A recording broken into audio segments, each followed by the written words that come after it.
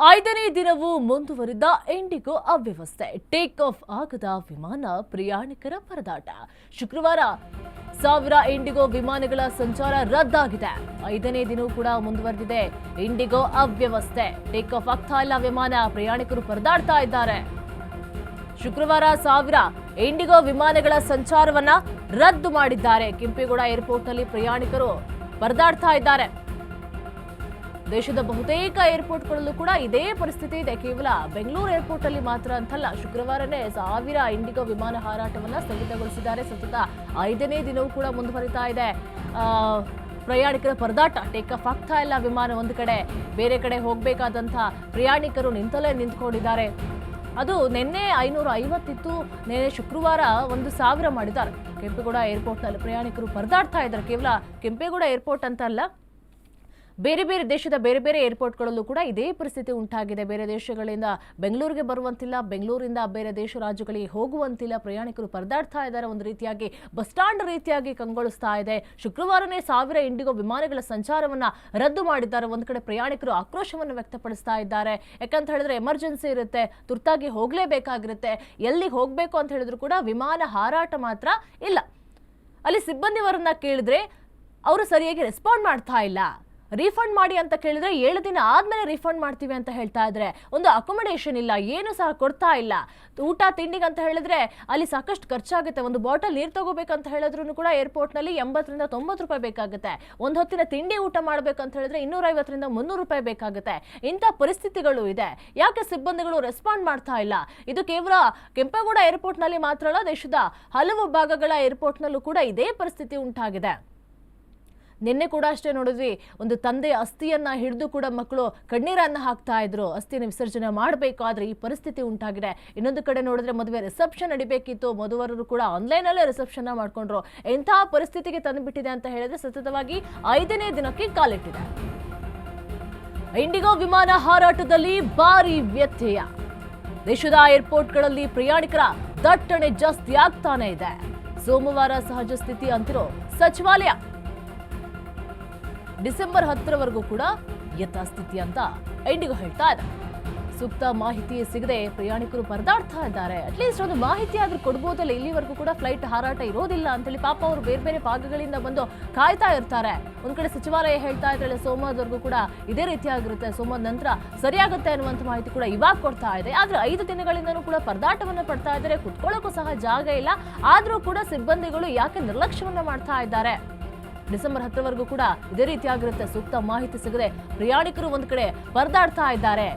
ಊಟ ತಿಂಡಿ ಮಾಡೋದಕ್ಕೂ ಕೂಡ ಎಲ್ಲದಕ್ಕೂ ಕೂಡ ಜಾಸ್ತಿನೇ ಖರ್ಚಾಗುತ್ತೆ. ಒಂದು ಕಡೆ ಸಿಬ್ಬಂದಿಗಳು ಸರಿಯಾದ ರೆಸ್ಪಾಂಡ್ ಮಾಡ್ತಾ ಇಲ್ಲ. ಅಥವಾ ಯಾವಾಗ ವಿಮಾನ ಹಾರಾಟ ಪ್ರಾರಂಭವಾಗುತ್ತೆ ಅಥವಾ ಇಲ್ಲಿವರೆಗೂ ಕೂಡ ವಿಮಾನ ಹಾರಾಟ ಆಗೋದಿಲ್ಲ ಅಂತ ಒಂದು ಸಣ್ಣ ಸೂಚನೆ ಆದ್ರೂ ಕೊಡ್ಬೋದು. ಯಾಕಂತ ಹೇಳಿದ್ರೆ ವಿಮಾನ ಹಾರಾಟದ ಮೊದಲೇ 1 ಗಂಟೆ 2 ಗಂಟೆ ಮೊದಲೇ ಏರ್ಪೋರ್ಟ್ಗೆ ಬಂದಿರ್ತಾರೆ.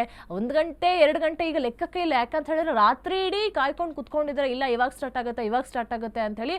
ಆದ್ರೆ ವಿಮಾನದ ಹಾರಾಟ ಮಾತ್ರ ಇಲ್ಲ. ಇದು ಕೇವಲ ಬೆಂಗಳೂರು ಏರ್ಪೋರ್ಟ್ನ ಪರಿಸ್ಥಿತಿ, ಕೆಂಪೇಗೌಡ ಏರ್ಪೋರ್ಟ್ನ ಪರಿಸ್ಥಿತಿ ಅಲ್ಲ. ಇದು ದೇಶದ ನಾನಾ ಭಾಗದ ಏರ್ಪೋರ್ಟ್ನಲ್ಲೂ ಕೂಡ ಇದೇ ಪರಿಸ್ಥಿತಿ ಉಂಟಾಗಿದೆ. ಎಷ್ಟೇ ಎಮರ್ಜೆನ್ಸಿ ಅಂತ ಹೇಳಿದ್ರು, ಮದುವೆನೇ ಆಗಿದ್ರು ಅಥವಾ ಇನ್ನೇನೇ ಆಗಿದ್ರು ಕೂಡ, ಎಲ್ಲಿಗೆ ಹೋಗ್ಬೇಕಂತ ಹೇಳಿದ್ರು ಕೂಡ ವಿಮಾನ ಹಾರಾಟ ಮಾತ್ರ ಇಲ್ಲ. ಪ್ರಯಾಣಿಕರ ದಟ್ಟಣೆ ಜಾಸ್ತಿ ಆಗ್ತದೆ. ಒಂದು ಕಡೆ ಬಸ್ ಸ್ಟ್ಯಾಂಡ್ ರೀತಿಯಾಗಿ ಹೋಗಿದೆ. ಎಲ್ಲದಕ್ಕೂ ಕೂಡ ಜಾಸ್ತಿನೇ ಖರ್ಚಾಗ್ತಾ ಇದೆ. ಒಂದು ಬಾಟಲ್ ನೀರು ತಗೊಳ್ಳೋಕ್ಕೂ ಕೂಡ ಕಷ್ಟ ಆಗ್ತಾ ಇದೆ. ಡಿಸೆಂಬರ್ 10ರವರೆಗೂ ಕೂಡ ಯಥಾಸ್ಥಿತಿ ಅಂತ ಇದೆ IndiGo.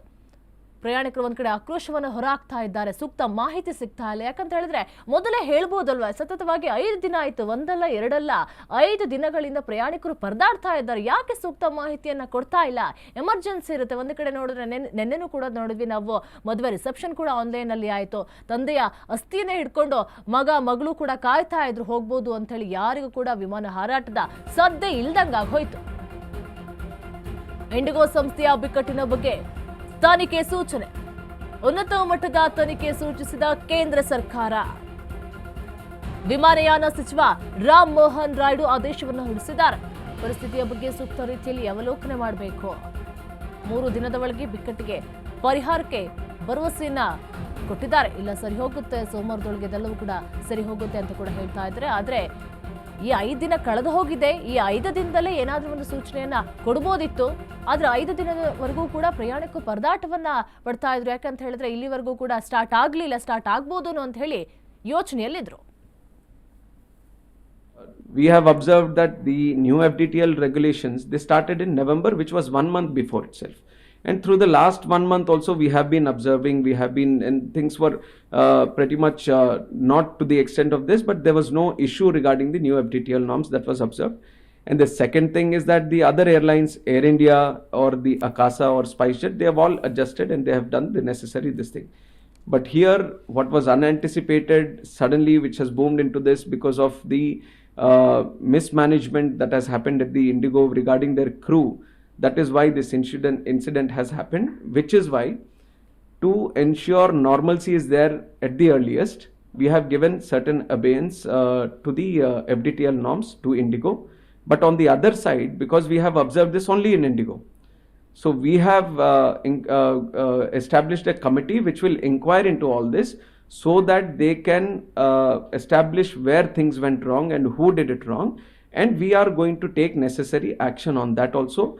This thing shouldn't be left unattended. We are taking strict action on this so that whoever was responsible into this needs to pay for it. We have observed that the new FDTL regulations, they started in November, which